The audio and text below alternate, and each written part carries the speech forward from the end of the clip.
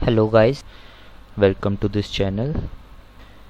ये channel basically उन लोगों के लिए है जिन्हें नाइन्थ और टेंथ के टॉपिक्स समझने में डिफ़िकल्टीज होती है। ठीक है।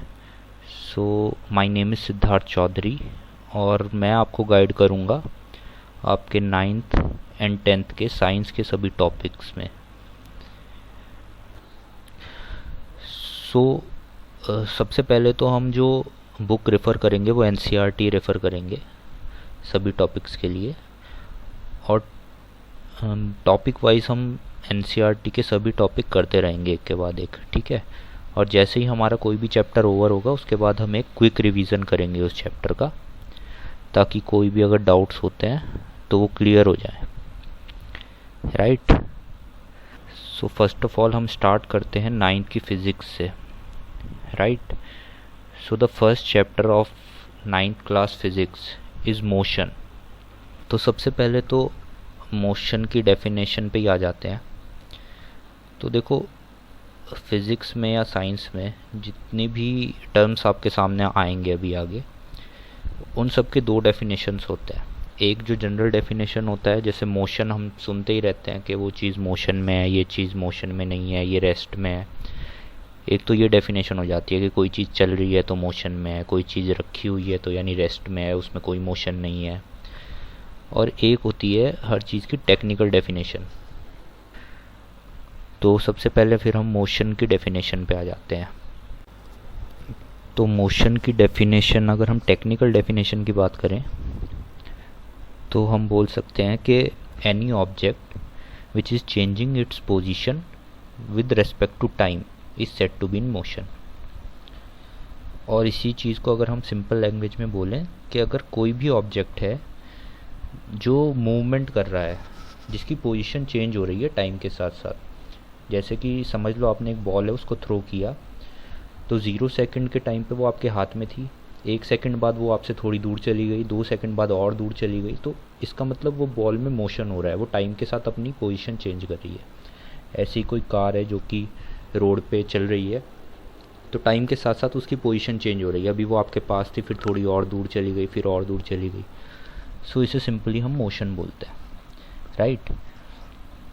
सो मोशन के एग्जांपल बहुत हो सकते हैं। कोई भी चीज़ आपके पास, आपको लग रहा है उसकी पोजीशन चेंज हो रही है टाइम के साथ, तो वो मोशन में है।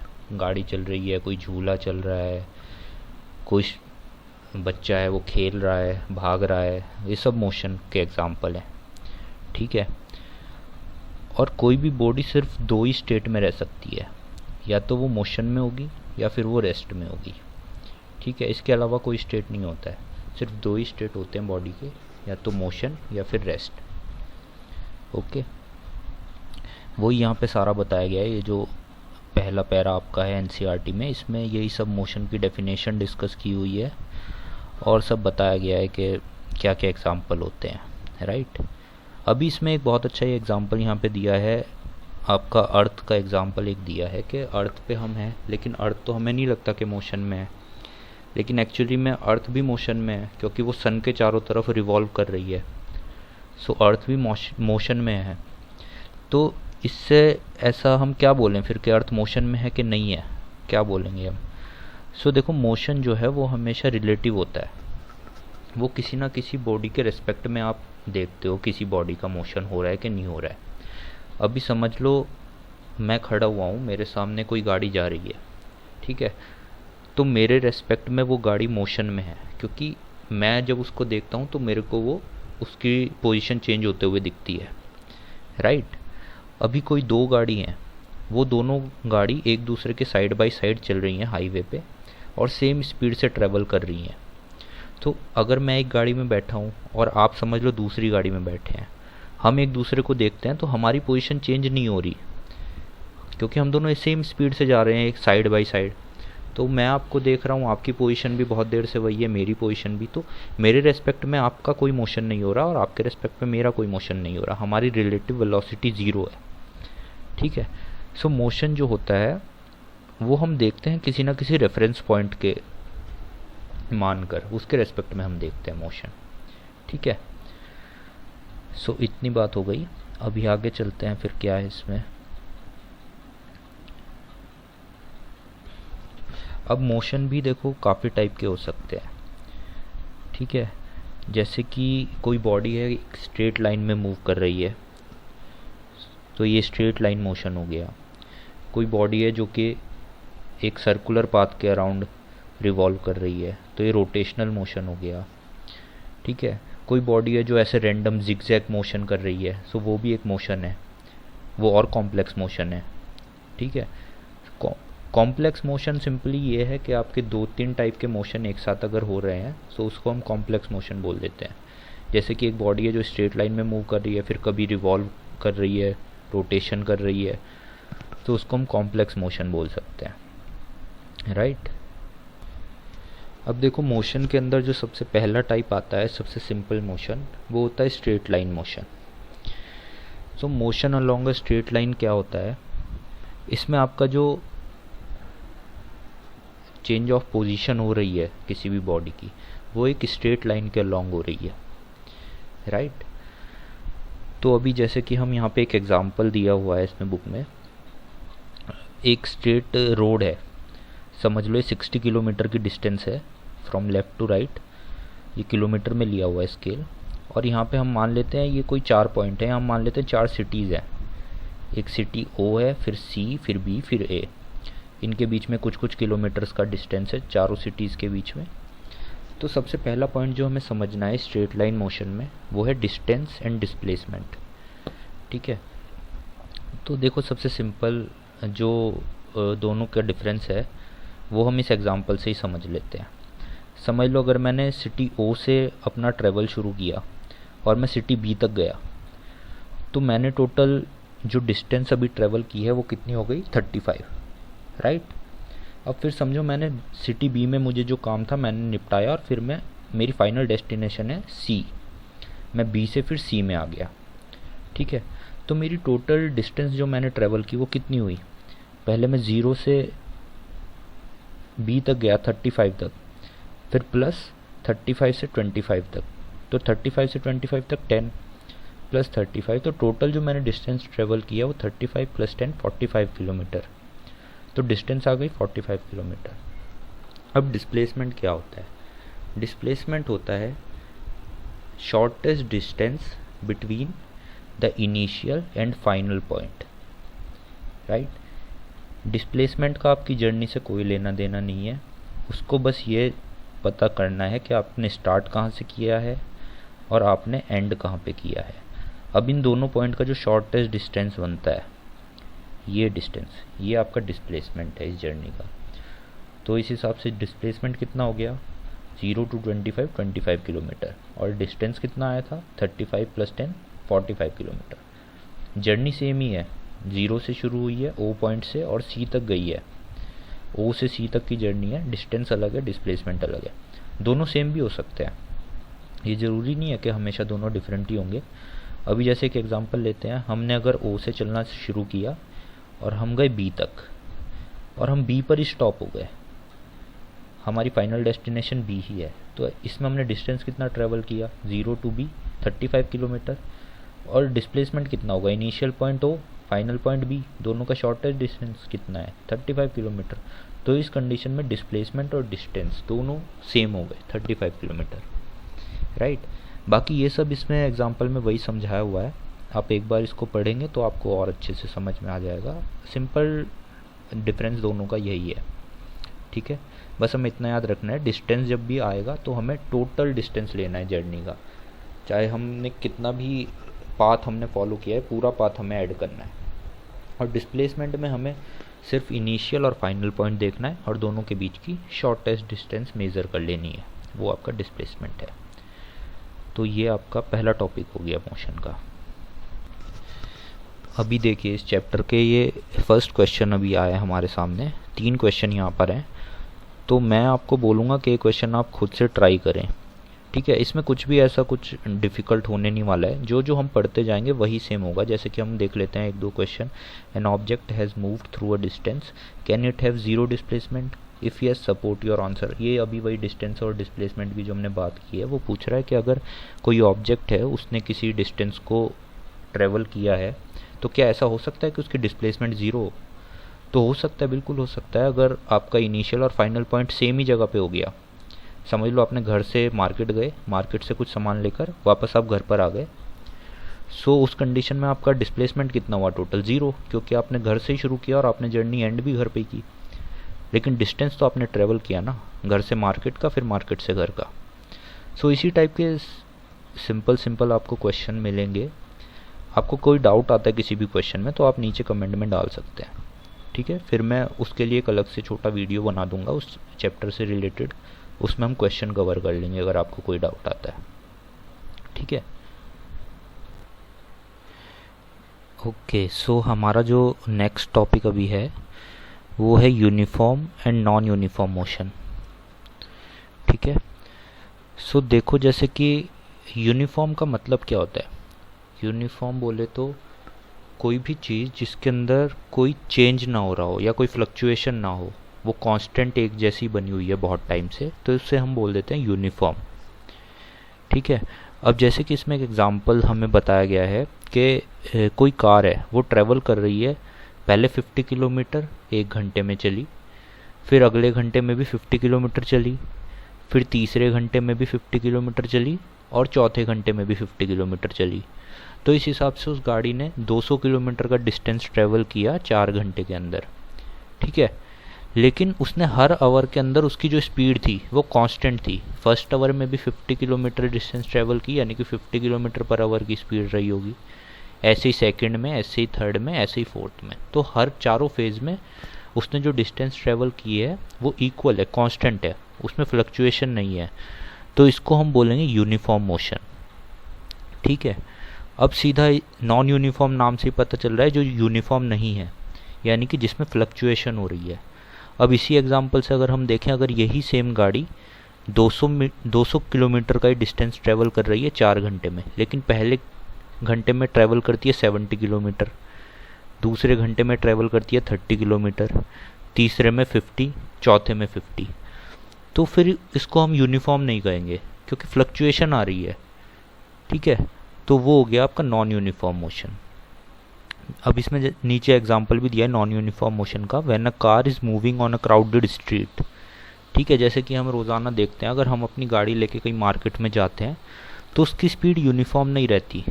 कभी कभी तो रोड हमें खाली मिलती है, खुली मिलती है, तो गाड़ी तेज़ मूवमेंट करती है, ज़्यादा डिस्टेंस ट्रैवल करती है, और जब हमें थोड़ा क्राउडेड एरिया मिलता है तो वहाँ पे बार बार ब्रेक्स लगते हैं और गाड़ी ज़्यादा डिस्टेंस ट्रैवल नहीं कर पाती, तो उसको हम बोलते हैं फ्लक्चुएशन आ जाती है, नॉन यूनिफॉर्म मोशन, राइट। तो ये हो गया आपका टॉपिक यूनिफॉर्म और नॉन यूनिफॉर्म। इसके बारे में ज़्यादा कुछ इतना हार्ड है नहीं, सिंपली इतना ही है। अब नेक्स्ट टॉपिक आता है measuring the rate of motion, ठीक है। कि मोशन तो हमें पता चल गया किस तरह से होता है, किस किस टाइप का मोशन होता है, यूनिफॉर्म हो गया, नॉन यूनिफॉर्म हो गया, लेकिन हम मोशन को मेज़र कैसे करते हैं? मेज़र करना बोले तो जैसे कि आप कैसे बोलोगे कि इस ऑब्जेक्ट का मोशन बहुत तेज़ हो रहा है, या ये जो ऑब्जेक्ट है बहुत धीरे मूव कर रहा है, इसको हम कैसे मेज़र करते हैं? तो जो क्वांटिटी होती है जिससे हम रेट ऑफ मोशन मेज़र करते हैं वो होती है स्पीड। अब जैसे कि यहाँ पे एक इसने फिगर दी हुई है, यहाँ पे इसमें क्रिकेट का एक मैच चल रहा है और बॉलर जो है बॉलिंग कर रहा है। तो आपने देखा होगा जब भी क्रिकेट के मैच में बॉल डालता है बॉलर, तो नीचे स्पीडोमीटर एक आता है, उसमें लिखा आता है कि ये इस बॉल की स्पीड कितनी थी। तो वो जो स्पीड लिखी आती है वो जनरली किलोमीटर पर आवर में लिखी आती है, जो कि इसमें जैसे दिया हुआ है, पहली बॉल 140, फिर 143, 135। तो ये क्या है? स्पीड है, बॉल की स्पीड 140 किलोमीटर पर आवर। अब इसी को देखो, जो लास्ट बॉल उसने डाली है वो है 130 किलोमीटर पर आवर, ठीक है। तो इससे हमें क्या पता चलता है कि जो पहली बॉल है वो 1 घंटे के अंदर 140 किलोमीटर की डिस्टेंस ट्रैवल करेगी, और जो लास्ट बॉल उसने डाली है ओवर की, वो 1 घंटे के सेम ही टाइम के अंदर 130 किलोमीटर की डिस्टेंस ट्रैवल करेगी। यानी कि जो लास्ट बॉल है उसकी स्पीड कम है, वो कम डिस्टेंस ट्रैवल कर पाएगी सेम अमाउंट ऑफ टाइम के अंदर, ठीक है। तो यहाँ से भी हम समझ सकते हैं कि स्पीड की डेफिनेशन क्या हो गई। स्पीड की जो डेफिनेशन हो गई वो हो गई डिस्टेंस अपॉन टाइम। मतलब कि आपका जो ऑब्जेक्ट है वो एक यूनिट टाइम के अंदर कितना डिस्टेंस ट्रैवल कर लेगा, ये मेजरमेंट कहलाता है स्पीड। ठीक है, तो टेक्निकल डेफिनेशन अगर हम स्पीड की देखें तो हम बोल सकते हैं कि the distance travelled by the object in unit time it is called speed.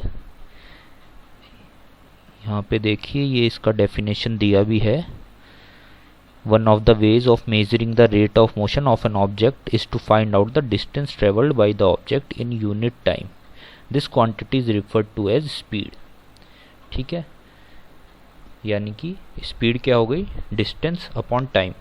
अभी ऊपर वाले एग्जांपल में हमने देखा जो स्पीडोमीटर में स्पीड आ रही थी वो आ रही थी किलोमीटर पर आवर में, तो उसमें भी आप देख सकते हैं किलोमीटर जो यूनिट है वो है डिस्टेंस की यूनिट और आवर जो है यूनिट है टाइम की।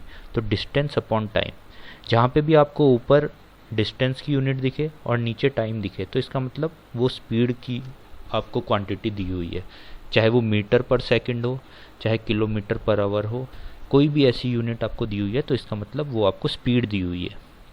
ठीक है, अब यहाँ पे देख लेते हैं the SI unit of speed is metre per second. ठीक है, मीटर जो होती है आपकी डिस्टेंस की एसआई यूनिट हो गई और टाइम की एसआई यूनिट हो गई सेकंड, तो आपकी स्पीड की एसआई यूनिट क्या हो जाती है, मीटर पर सेकंड। ठीक है, जनरली मीटर पर सेकंड या फिर किलोमीटर पर आवर, ये दोनों यूनिट सबसे ज़्यादा यूज़ की जाती हैं।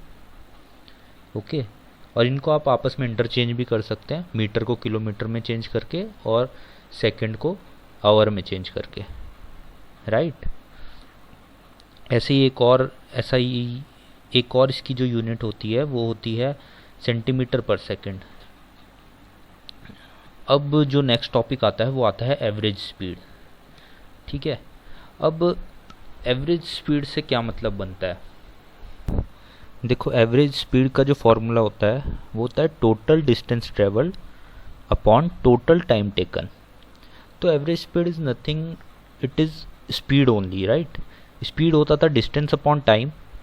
एवरेज स्पीड जब भी हम निकालेंगे तो हमें ऐसा होगा कि बहुत सारी स्पीड्स दी होंगी। ठीक है, मतलब एक लंबी जर्नी होगी, उसमें उसकी स्पीड फ्लक्चुएट कर रही होगी। कभी समझ लो 20 किलोमीटर पर आवर से गाड़ी चल रही है, फिर कभी हाईवे पे आ गई तो 50 या 60 पहुंच गई, 70 पहुंच गई, तो ऐसी स्पीड जो है फ्लक्चुएट कर रही है। कोई एक ऐसा नहीं है कि स्पीड बहुत देर से कांस्टेंट एक ही बनी हुई है, तो वहाँ पे एवरेज स्पीड का कॉन्सेप्ट आ जाता है। अगर स्पीड आपका बार बार चेंज हो रही है तो हम क्या करते हैं, हम एक इंटरवल ऑफ टाइम में टोटल डिस्टेंस देख लेते हैं कार ने कितनी कवर की है, बीच में उसने स्पीड कितनी भी कम ज़्यादा की हो उससे हमें मैटर नहीं करता है, वो स्पीड हमें नहीं चाहिए, हमें सिर्फ टोटल डिस्टेंस चाहिए और टोटल जो टाइम उसने उस जर्नी में लिया है वो, तो उससे हम उसकी एक एवरेज स्पीड निकाल लेते हैं। ठीक है, तो ये हो जाती है एवरेज स्पीड। ये काफ़ी इंपॉर्टेंट है फॉर्मूला एवरेज स्पीड का, और ज़्यादातर क्वेश्चनों में ये एवरेज स्पीड का कॉन्सेप्ट लगता है। तो हमें कुछ ध्यान नहीं रखना है, हमें सिर्फ स्पीड, हमें पता है कि डिस्टेंस अपॉन टाइम होता है और जहाँ पे भी स्पीड वेरी कर रही है, कोई सिंगल स्पीड नहीं है, तो वहाँ पे एवरेज स्पीड का कॉन्सेप्ट आ जाएगा जहाँ पे total distance upon total time लगेगा। ठीक है, अब इनको देखो डिनोट हम कैसे करते हैं, स्पीड को हम v से डिनोट करते हैं। ठीक है, डिस्टेंस को s से डिनोट किया जाता है और टाइम को t से डिनोट किया जाता है। तो ये आपका फॉर्मूला हो जाता है v = s/t, राइट। अब देखो यही एवरेज स्पीड का जो कॉन्सेप्ट है हम इसे एक क्वेश्चन से यहाँ पे समझ लेते हैं और अच्छे से। देखो एक ऑब्जेक्ट है, उसने 16 मीटर की डिस्टेंस ट्रेवल की 4 सेकंड में, और उसके बाद उसने दोबारा से एक 16 मीटर की डिस्टेंस ट्रेवल की जिसमें उसने और कम टाइम लिया, सिर्फ 2 सेकंड का टाइम लिया। तो what is the average speed of the object. अब आपको पता है जो स्पीड होती है वो होती है डिस्टेंस अपॉन टाइम। तो इस क्वेश्चन में यहाँ पे 2 डिस्टेंस है और 2 टाइम है, तो एक स्पीड तो ये आ जाएगी 16 मीटर बाई 4 सेकेंड, ठीक है, 4 मीटर पर सेकेंड, और एक स्पीड आपकी ये आ जाएगी 16 मीटर बाई 2 सेकेंड यानी कि 8 मीटर पर सेकेंड। तो जहाँ पे भी स्पीड आपकी फ्लक्चुएट कर रही है, एक कांस्टेंट स्पीड नहीं है, तो वहाँ पे आपका कॉन्सेप्ट आएगा एवरेज स्पीड का। वही सेम यहाँ पे हो रहा है, 2 स्पीड अलग अलग हैं, तो अगर हमें एवरेज स्पीड निकालनी है तो हम क्या करेंगे, हम टोटल डिस्टेंस लेंगे डिवाइड बाई टोटल टाइम। तो टोटल डिस्टेंस कितना हो गया 16 मीटर प्लस 16 मीटर यानी 32 मीटर, और total time 4 second plus 2 second यानी 6 सेकेंड, तो 32 बाई 6 ये आपकी आ गई एवरेज स्पीड, जो कि आ जाएगी 5.33 मीटर पर सेकेंड। ठीक है, तो आप देख रहे हैं ना तो ये पहली स्पीड के बराबर है ना दूसरी स्पीड के बराबर है, ये दोनों का एक एवरेज आ जाएगा जो कि होगा 5.33 मीटर पर सेकेंड। तो ये आपका सिंपली हो गया एवरेज स्पीड का कॉन्सेप्ट। अब देखो स्पीड के साथ साथ ये स्पीड का एक भाई आता है जिसको हम बोलते हैं वेलोसिटी। ठीक है, तो बच्चों को ये काफ़ी कन्फ्यूज़न रहता है स्पीड और वेलोसिटी के बीच में। ठीक है, तो कुछ नहीं है, देखो सिंपल सा कॉन्सेप्ट है। जब भी आपसे बात हो रही है डिस्टेंस के बारे में तो कॉन्सेप्ट आता है स्पीड का। ठीक है, क्योंकि डिस्टेंस क्या होता है, टोटल पाथ मेज़र करते हैं डिस्टेंस में। हमने पहले ही बात किया था डिस्टेंस और डिस्प्लेसमेंट का। और जहाँ पे भी कॉन्सेप्ट आता है डिस्प्लेसमेंट का, डिस्प्लेसमेंट क्या होता है, शॉर्टेस्ट डिस्टेंस होता है, तो उसकी एक पर्टिकुलर डायरेक्शन होती है डिस्प्लेसमेंट की। वो ऐसा नहीं है कि घूम फिर के कहीं से आ गए, उसकी एक पर्टिकुलर डायरेक्शन होती है। तो वहाँ पे जो कॉन्सेप्ट आता है वो आता है वेलोसिटी का। जो स्पीड ही होती है उसको फिर हम वेलोसिटी से डिनोट कर देते हैं, क्योंकि उसमें क्या होता है, स्पीड के साथ साथ डायरेक्शन भी होती है मैग्नीट्यूड के साथ साथ। अभी तक हम केवल मैग्नीट्यूड देख रहे थे कि मैग्नीट्यूड क्या होता है, फिजिकल क्वांटिटी कितनी है, कि स्पीड जैसे हमने अभी मेज़र की 5.33 मीटर पर सेकंड आई पिछले क्वेश्चन में हमारी स्पीड, तो ये इसका मैग्नीट्यूड है। ठीक है, ये हमें ये नहीं बता रहा कि ये स्पीड किस डायरेक्शन में है। अगर इसी के सामने हम बोल देते कि 5.33 मीटर पर सेकंड इन नॉर्थ डायरेक्शन, तो फिर इसमें स्पीड के मैग्नीट्यूड के साथ साथ उसकी डायरेक्शन भी आ जाती, तो फिर ये वेलोसिटी में चेंज हो जाती। ठीक है, तो जहाँ पे भी हमें स्पीड के मैग्नीट्यूड के साथ साथ डायरेक्शन भी दी होगी उसको हम बोलेंगे वेलोसिटी। सो यहीं पे इसकी टेक्निकल डेफिनेशन वेलोसिटी की आपको मिल जाएगी। Velocity is the speed of an object moving in a definite direction. ठीक है, तो अब देखो यहाँ पे आगे दिया भी हुआ है, the velocity of an object can be uniform और वेरिएबल। वेलोसिटी कांस्टेंट भी हो सकती है, यूनिफॉर्म, और ऐसा भी हो सकता है चेंज हो रही हो। अब वेलोसिटी को चेंज होने के दो तरीके हैं, क्योंकि वेलोसिटी में मैग्नीट्यूड भी है और डायरेक्शन भी है। तो अगर आप मैग्नीट्यूड चेंज करते हो तब भी वेलोसिटी चेंज होगी, और अगर आप डायरेक्शन चेंज करते हो तब भी वेलोसिटी चेंज होगी। मतलब कि आपकी स्पीड कांस्टेंट है। समझ लो मैं ट्रैवल कर रहा हूँ नॉर्थ डायरेक्शन में 5 मीटर पर सेकंड की स्पीड से। ठीक है, और मैंने एकदम से राइट टर्न ले लिया, लेकिन मेरी स्पीड अभी भी 5 मीटर पर सेकंड ही है, लेकिन मेरी डायरेक्शन जो है वो चेंज हो गई, तो मेरी वेलोसिटी भी चेंज हो जाएगी। लेकिन मेरी जो स्पीड है वो कांस्टेंट है, मेरा मैग्नीट्यूड कांस्टेंट है, लेकिन डायरेक्शन चेंज होने की वजह से मेरी वेलोसिटी चेंज हो गई है। ठीक है, तो ये ध्यान रखना है हमें कि अगर डायरेक्शन में चेंज होता है तब भी वेलोसिटी चेंज हो जाती है। अब देखो अगर मैग्नीट्यूड वेलोसिटी का चेंज हो रहा है यूनिफॉर्म रेट से, मतलब कि इसे आप ऐसा समझो कि कोई गाड़ी है वो ट्रैवल कर रही थी 5 मीटर पर सेकंड की स्पीड से, अगले सेकंड में उसकी स्पीड हो गई 6 मीटर पर सेकंड, फिर अगले सेकंड में स्पीड हो गई 7 मीटर पर सेकंड, फिर अगले सेकंड में हो गई 8 मीटर पर सेकंड। तो यानी कि उसमें एक्सेलरेशन हो रहा है। ठीक है, हम गाड़ी जो ड्राइव कर रहे हैं हमने एकदम एक्सेलरेटर दबाया और गाड़ी की स्पीड बढ़ने लगी, लेकिन बढ़ कैसे रही है, वो बढ़ रही है यूनिफॉर्म रेट से, मतलब कि हर सेकंड के अंदर 1 मीटर पर सेकंड बढ़ जा रही है। ठीक है, इसी को हम एक्सेलरेशन बोलते हैं, आगे आएगा तो और अच्छे से हम समझेंगे। तो ये होता है एक्सेलरेशन, यूनिफॉर्मली अगर वेलोसिटी आपकी बढ़ रही है। ठीक है, तो उस केस में हम एवरेज वेलोसिटी कैलकुलेट कर सकते हैं इस फॉर्मूले से। क्या होता है ये formula, initial velocity plus final velocity divide by 2। ठीक है, तो एक तरह से मीन ले लिया है हमने इनिशियल और फाइनल वेलोसिटी का, इससे आपकी एवरेज वेलोसिटी आ जाएगी।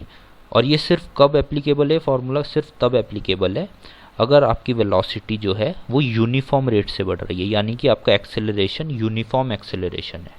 ठीक है, अगर वो नॉन यूनिफॉर्म तरीके से बढ़ रही है, नॉन यूनिफॉर्म का एग्जांपल जैसे कि अगर 5 मीटर पर सेकंड से आपकी कार ट्रैवल कर रही है, आपने एक्सेलरेटर दबाया, पहले सेकंड में हो गया 6 मीटर पर सेकंड, अगले सेकंड में हो गया 8 मीटर पर सेकंड, उससे अगले सेकंड में 12 मीटर पर सेकंड। तो ये क्या है, नॉन यूनिफॉर्म तरीके से बढ़ रही है। पहले 1 मीटर पर सेकंड बढ़ी पहले सेकंड में, नेक्स्ट सेकंड में 2 मीटर पर सेकंड बढ़ गई, उससे अगले सेकंड में 4 मीटर पर सेकंड बढ़ गई। तो ये नॉन यूनिफॉर्म तरीके से बढ़ रही है। तो इस कंडीशन में आप ये फॉर्मूला एप्लीकेबल नहीं होगा। ये फॉर्मूला सिर्फ और सिर्फ एप्लीकेबल है जब आपका जो वेलोसिटी में चेंज है वो यूनिफॉर्म है, ठीक है, यानी यूनिफॉर्म एक्सेलरेशन अगर है तभी आप ये फॉर्मूला लगा सकते हैं, ठीक है। अब इसको देखो साइन कन्वेंशन एक बार देख लेते हैं। वेलोसिटी हम जानते हैं, हम v से उसको डिनोट करते हैं, और जो एवरेज वेलोसिटी निकाल रहे हैं तो उसके नीचे ये ए वी का साइन लगा दिया है एवरेज का। बाकी इनिशियल वेलोसिटी को हम जनरली यू से डिनोट करते हैं, फाइनल वेलोसिटी को वी से डिनोट करते हैं, ठीक है। ये दोनों आपको याद रखना है। अभी आगे स्ट्रेट लाइन मोशन की क्वेश्चंस आएंगी, उनमें ये काफ़ी इंपॉर्टेंट रोल प्ले करेंगे, यू एंड वी, ठीक है। यू बोले तो इनिशियल वेलोसिटी, वी बोले तो फाइनल वेलोसिटी, राइट। और SI unit same metre per second, क्योंकि ये एक तरह से है तो स्पीड ही ना, सिर्फ इसमें एक डायरेक्शन एक्स्ट्रा आ गई है, बाकी ये है स्पीड ही, तो इसकी भी सेम टू सेम वही एसआई यूनिट है, मीटर पर सेकंड। चलिए तो अब देखते हैं, यहाँ पे हमारा ये दूसरा सेट आ गया है क्वेश्चंस का इधर। तो देखो मैंने आपको बताया था कि क्वेश्चंस आप खुद से ट्राई करना, ठीक है। आप क्वेश्चन ट्राई करना, अगर आपसे नहीं होते हैं तो आप मेरे को नीचे कमेंट में बताना, मैं कोई इशू नहीं है, मैं आपको क्वेश्चन दोबारा से एक वीडियो बना के उसमें करा दूंगा। अभी देखो हम यहाँ पे एक एग्जांपल, ये मेरे को दिख रहा है एग्जांपल 8.3, इसको एक बार देख लेते हैं। इससे आपका एवरेज स्पीड और एवरेज वेलोसिटी दोनों का जो कॉन्सेप्ट है वो एकदम क्लियर हो जाएगा, ठीक है। दोनों में आप डिस्टिंग्विश कर पाओगे आराम से कि स्पीड और वेलोसिटी में क्या डिफरेंस होता है। तो अगर इस क्वेश्चन को हम रीड करें तो इसमें दिया है, Usha swims in a 90 metre long pool, she covers 180 metre in 1 minute by swimming from one end to the other end back along the same straight path, find the average speed and average velocity of Usha. तो उषा है कोई लड़की, इसको swimming का मन हो रहा है आज, और ये इसका समझ लीजिए पूल है इसका, ठीक है। यहाँ से यहाँ तक का ये पूल है, इसकी जो लंबाई है वो है 90 मीटर की, राइट। अब ये क्या करती है, पहले 90 मीटर सीधा जाती है इधर तक, राइट एंड तक, फिर ये 90 मीटर वापस जहाँ से इसने स्टार्ट किया था उसी पोजीशन पे आ जाती है। तो इसका टोटल डिस्टेंस जो इसने ट्रेवल कर रही है वो कितना है, 180 मीटर, ठीक है ना। तो अब वो पूछ रहा है कि एवरेज, सबसे पहले तो एवरेज स्पीड निकाल लेते हैं। देखो एवरेज स्पीड का हमने सिंपल फार्मूला है डिस्टेंस अपॉन टाइम, ठीक है। तो टोटल डिस्टेंस हमें देखना है उषा ने कितना कवर किया और कितने टाइम में कवर किया है। तो सबसे पहले हम देखते हैं टोटल डिस्टेंस कितना हो गया। उसने लेफ़्ट से चलना शुरू किया, राइट तक गई 90, फिर राइट से दोबारा लेफ़्ट में 90, तो 90 + 90 टोटल डिस्टेंस हो गया 180 मीटर, ठीक है। और उसने टाइम कितना लिया है, अब देखिए उसने यहाँ पे टाइम का कुछ दिया था, अच्छा उसने यहाँ पे दिया है ना 1 मिनट, कि उसने ये जो 180 मीटर का डिस्टेंस था ये पूरा 1 मिनट में कवर किया है, ठीक है। तो 1 मिनट को अगर हम सेकंड में लिख लें तो यानी कि 60 सेकंड। तो अब डिस्टेंस कितना है 180 मीटर और टाइम है 60 सेकंड, तो 180 अपॉन 60, 3 मीटर पर सेकंड की आपकी एवरेज स्पीड आ गई, ठीक है। अब यहीं पे अगर हम देखें एवरेज वेलोसिटी, तो आपको बस इतना याद रखना है, जहाँ पे भी बात हो रही है स्पीड की वहाँ पे आपको लेना है डिस्टेंस, जहाँ पे भी बात हो रही है वेलोसिटी की, वेलोसिटी बोले तो डायरेक्शन के साथ, तो वहाँ पे आ जाएगा डिस्प्लेसमेंट, ठीक है। अब डिस्प्लेसमेंट कितना हुआ है उषा का, डिस्प्लेसमेंट हम पहले ही जान चुके हैं। डिस्प्लेसमेंट क्या होता है, इनिशियल और फाइनल पॉइंट के बीच में जो शॉर्टेस्ट डिस्टेंस है वो डिस्प्लेसमेंट है। अब इनिशियल पॉइंट उसका ये था लेफ्ट हैंड साइड में, और जब उसने स्विम करके वापस आई उसका फाइनल पॉइंट भी यही था, तो यानी कि जो डिस्प्लेसमेंट है वो कितना हो गया, 0 हो गया। तो एवरेज वेलोसिटी कितनी हो गई, displacement upon total time, 0 upon 1 minute, यानी कि 0 मीटर पर सेकेंड, ठीक है ना। तो ये आपका बेसिक सा डिफरेंस हो गया स्पीड और वेलोसिटी के बीच में।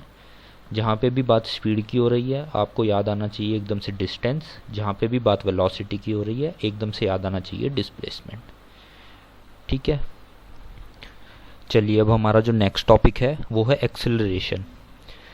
एक्सेलरेशन देखिए यहाँ पे उसने जो हेडिंग दी है वही उसकी डेफिनेशन है, the rate of change of velocity is known as acceleration. जैसे कि अभी हमने थोड़ा देर पहले ही बात किया था कि अगर आपकी वेलोसिटी कांस्टेंट नहीं है, अब देखते हैं जब आप गाड़ी चलाते हैं तो वेलोसिटी हमेशा सेम थोड़ा ही ना रहती है। कभी आप ब्रेक अप्लाई करते हैं, कभी आप एक्सेलरेटर दबाते हैं। एक्सेलरेटर दबाना मतलब गाड़ी को एक्सेलरेट करना, ठीक है। एक्सेलरेट करने से मतलब होता है कि आपकी वेलोसिटी बढ़ना, और एक्सेलरेशन का ही उल्टा होता है, एक्सेलरेशन का ही आपका उल्टा होता है डी एक्सेलरेट करना। यानी कि जब आप ब्रेक्स अप्लाई करते हैं तो आप डी एक्सेलरेट करते हैं, आपकी वेलोसिटी कम होती है, ठीक है। तो यहाँ पे देखिए, during uniform motion of an object along a straight line the velocity remains constant with time. जो आपकी वेलोसिटी है यूनिफॉर्म मोशन में, हमने पहले भी देखा था एक एग्जांपल में जिसमें हमने देखा था कि पहले आवर में जो डिस्टेंस ट्रेवल कर रही थी 50 किलोमीटर, सेकंड आवर में भी 50 किलोमीटर, थर्ड में भी 50, तो उसकी जो वेलोसिटी थी वो कांस्टेंट बनी हुई थी, ठीक है। तो वो यूनिफॉर्म मोशन था। तो यूनिफॉर्म मोशन में जो वेलोसिटी होती है वो कांस्टेंट होती है, वो चेंज नहीं होती टाइम के साथ साथ, है ना। तो उस स्थिति में जो आपकी एक्सेलरेशन होती है वो ज़ीरो होती है, क्योंकि आपकी वेलोसिटी में कोई फ्लक्चुएशन ही नहीं हो रहा है। तो ना तो आप एक्सेलरेट कर रहे हो ना आप डी एक्सेलरेट कर रहे हो, ठीक है। तो आपकी एक्सेलरेशन उस टाइम पे ज़ीरो होती है। अब यहीं पे हम क्या करते हैं, एक्सेलरेशन का हम फॉर्मूला अगर देखेंगे तो सेम जो हम बात कर रहे थे, change in velocity with respect to time, वही होती है आपकी एक्सेलरेशन। अब ये चेंज इन वेलोसिटी का बढ़ना भी हो सकता है और वेलोसिटी का कम होना भी हो सकता है, ठीक है। तो आपका एक्सेलरेशन हमें याद रखना है, पॉजिटिव भी हो सकता है और नेगेटिव भी हो सकता है। अगर आपकी वेलोसिटी टाइम के साथ साथ बढ़ रही है तो चेंज इन वेलोसिटी क्या होगी, पॉजिटिव होगी, ठीक है। तो आपका एक्सेलरेशन क्या होगा, पॉजिटिव होगा, जिसको हम बोलेंगे हम एक्सेलरेट कर रहे हैं। और अगर आपकी चेंज इन वेलोसिटी क्या हो रही है, कम हो रही है वेलोसिटी, यानी आपकी फाइनल वेलोसिटी कम है, इनिशियल वेलोसिटी ज़्यादा है, तो उस टाइम पे हमारा ये जो टर्म आएगी ये क्या होगी, नेगेटिव होगी, जिसको हम बोलेंगे डी एक्सेलरेट हो रही, यानी कि जब ब्रेक्स लगेंगे वो वाला केस, ठीक है। तो ये आपका फॉर्मूला आपको याद रखना है। अब देखो हम यहाँ से तीनों चीज़ों को हम कनेक्ट कर सकते हैं, डिस्टेंस, स्पीड और एक्सेलरेशन, ठीक है। जब डिस्टेंस टाइम के साथ चेंज होता है तो हम मेज़र करते हैं स्पीड। स्पीड का फॉर्मूला क्या था, change in distance in per unit time is speed, ठीक है। अब सेम वही रिलेशन है स्पीड और एक्सेलरेशन के बीच में। अगर आपकी स्पीड चेंज हो रही है टाइम के साथ तो वो होती है acceleration. Change in velocity per unit time is acceleration, ठीक है। तो इन तीनों में सीधा रिलेशन है। आप ऐसा मान सकते हैं कि अगर आपका डिस्टेंस बेटा है तो वेलोसिटी उसके पिताजी हैं और एक्सेलरेशन उसके दादाजी है, ठीक है। ये इनका फैमिली ट्री है, तो ये आपको याद रखना है। अब एक्सेलरेशन का जो फॉर्मूला होता है, अगर एक्सेलरेशन आपकी यूनिफॉर्म है, देखो यूनिफॉर्म और नॉन यूनिफॉर्म का क्या चक्कर है, ये आपकी हर जगह आएगा। स्पीड भी यूनिफॉर्म हो सकती है, नॉन यूनिफॉर्म हो सकती है, एक्सेलरेशन भी यूनिफॉर्म हो सकती है, नॉन यूनिफॉर्म हो सकती है। अब एक्सेलरेशन कैसे यूनिफॉर्म नॉन यूनिफॉर्म हो सकती है, देखो एक गाड़ी है जो एक्सेलरेट कर रही है, जैसे कि हमने पहले भी एग्जांपल देखा था, उसकी स्पीड जो है बढ़ रही है और एक यूनिफॉर्म तरीके से बढ़ रही है, जैसे कि हर सेकंड में 1 मीटर पर सेकंड बढ़ जा रही है। पहले 5 मीटर पर सेकंड थी, अगले सेकंड में 6 मीटर पर सेकंड हुई, फिर 7 मीटर पर सेकंड, यानी कि हर सेकंड में 1 मीटर पर सेकंड बढ़ जा रही है। तो उसकी जो एक्सेलरेशन होगी वो कितनी होगी, change in velocity per unit time के हिसाब से 1 मीटर पर सेकंड, तो 1 metre per second square acceleration उसमें हो रही है, जो कि यूनिफॉर्म है, हर सेकंड में इतनी ही हो रही है, ठीक है। अब ये नॉन यूनिफॉर्म तरीके से भी बढ़ सकती है। आपने अगर एक्सेलरेटर बहुत तेज़ी से एकदम से दे दिया तो क्या होगा, आपकी स्पीड नॉन यूनिफॉर्म तरीके से बढ़ेगी, मतलब पहले स्लो बढ़ेगी फिर एकदम से तेज़ी से, जैसे कि पहले सेकंड में माना 5 मीटर पर सेकंड से हुई 6 मीटर पर सेकंड, फिर अगले सेकंड में हो गई 6 से 8 मीटर पर सेकंड, फिर उससे अगले सेकंड में थर्ड सेकंड में हो गई 8 से सीधा 12 मीटर पर सेकंड। तो ये क्या है, ये नॉन यूनिफॉर्म एक्सेलरेशन है, ठीक है। अब ये जो फॉर्मूला यहाँ पे हमने लिया है a = v - u/t, v बोले तो फाइनल वेलोसिटी, u बोले तो इनिशियल वेलोसिटी, ठीक है। ये सिर्फ तभी एप्लीकेबल है जब आपकी एक्सेलरेशन यूनिफॉर्म है, यानी कि वेलोसिटी तो चेंज हो रही है लेकिन वेलोसिटी यूनिफॉर्मली चेंज हो रही है, ठीक है। यानी हर सेकंड में बराबर अमाउंट में वेलोसिटी बढ़ रही है या घट रही है, तब ये फॉर्मूला एप्लीकेबल है, right. In uniform acceleration case. वो आप जैसे क्वेश्चन लगाएंगे एक दो आप समझ जाओगे यूनिफॉर्म नॉन यूनिफॉर्म का क्या चक्कर है। अभी आप बस इतना याद रखो कि डिस्टेंस, स्पीड और एक्सेलरेशन ये तीन टर्म हमने अभी तक पढ़ी हैं, तीनों में क्या रिलेशन है, तीनों की एसआई यूनिट्स क्या क्या है, और एवरेज जो भी स्पीड हमने पढ़ी है, एवरेज वेलोसिटी क्या है, स्पीड और वेलोसिटी में डिफरेंस क्या है। ये थोड़े थोड़े मोटे मोटे टर्म्स आपको भी याद रखने हैं, ठीक है। अभी हम एसआई यूनिट देख लेते हैं एक्सेलरेशन की। देखो यहीं से हम इस फॉर्मूले से इसकी एसआई यूनिट देख लेते हैं। ऊपर जो टर्म है वो वेलोसिटी का टर्म है, नीचे टाइम का टर्म है। वेलोसिटी की यूनिट क्या होती है, metre per second divide by second, तो इसका ऐसा यूनिट हो जाएगा मीटर पर सेकंड स्क्वायर, ठीक है। तो वही यहाँ पे दिया हुआ है, the SI unit of acceleration is metre per second square, ठीक है। Okay, if an object travels in a straight line and its velocity increases or decreases by equal amount or in equal time interval then the acceleration of the object is said to be।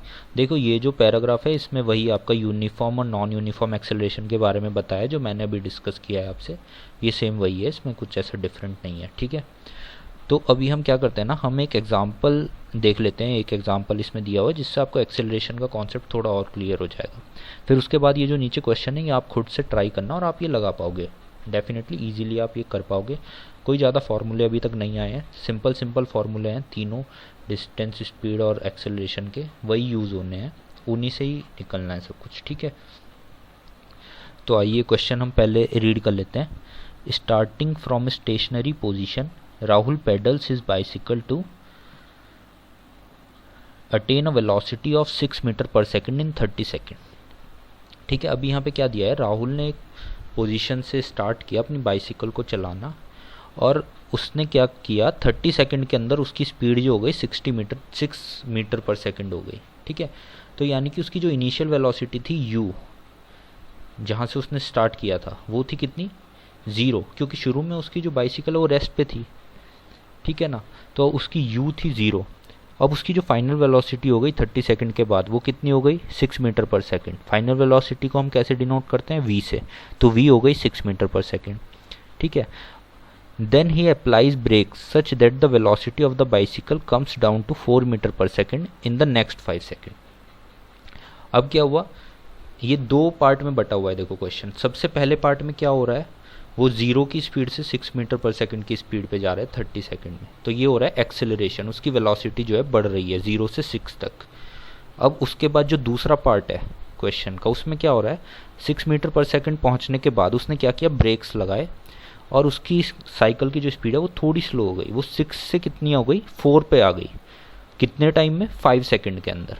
तो यहाँ पे क्या हुआ है, D acceleration हुआ है क्योंकि उसकी वेलोसिटी जो है वो कम हुई है, ठीक है। तो यहाँ पे एक्सेलरेशन और डी एक्सेलरेशन दोनों आपको इस एक क्वेश्चन से समझ में आ जाएंगे, ठीक है। तो अगर हम एक्सेलरेशन निकालें पहले पार्ट के लिए, तो पहले पार्ट के लिए एक्सेलरेशन का फॉर्मूला क्या है, simple v minus you upon T. v उसकी फाइनल वेलोसिटी जो कि है 6, इनिशियल वेलोसिटी रेस्ट पे थी उसकी साइकिल, तो u हो गई 0, और टाइम कितना लिया उसने 6 तक पहुंचने में 30 सेकेंड। तो ये हो गया आपका 6 metre per second minus 0 metre per second upon 30 second, जो कि 0.2 मीटर पर सेकंड स्क्वायर, ये उसका एक्सेलरेशन आ गया, ठीक है ना। अब उसके बाद जो दूसरा केस है उसमें वो डी एक्सेलरेट कर रहा है। अब डी एक्सेलरेट करने का मतलब है कि जो एक्सेलरेशन आएगी वो नेगेटिव में आएगी। देखो अब मैंने आपको पहले ही बताया था कि एक्सेलरेशन पॉजिटिव भी हो सकती है, नेगेटिव भी हो सकती है। पॉजिटिव होगी अगर एक्सेलरेट हो रही है और नेगेटिव होगी अगर डी एक्सेलरेट हो रही है, यानी कि स्पीड कम हो रही है टाइम के साथ। अब यहाँ पे स्पीड कम हुई है, पहले जो इनिशियल स्पीड थी वो 6 थी, ठीक है, फाइनल स्पीड हो गई 4, तो u यहाँ पे हो गया 6 और v हो गया 4। तो फॉर्मूले में अगर हम रखेंगे इसको तो क्या हो जाएगा, v माइनस यू, तो यानी कि 4 metre per second minus 6 metre per second, और ये जो डी एक्सेलरेशन के लिए टाइम उसको लगाए वो है 5 सेकंड, तो ये हो जाएगा माइनस के 0.4 मीटर पर सेकंड स्क्वायर, ठीक है। तो ये उसकी दोनों एक्सेलरेशन आ गई। जब उसने एक्सेलरेट किया तब इस एक्सेलरेशन के साथ एक्सेलरेट किया, जब डी एक्सेलरेट किया तो इसके साथ डी एक्सेलरेट किया है, ठीक है। तो सिंपल कॉन्सेप्ट एक्सेलरेशन का। Rate of change of velocity आपको देखना है कि वेलोसिटी किस तरह से चेंज हो रही है टाइम के रेस्पेक्ट में। जब भी स्पीड की बात आती है तो आपको rate of change of distance देखना है कि आपकी जो डिस्टेंस ट्रेवल्ड है टाइम के रेस्पेक्ट में वो कैसे चेंज हो रही है।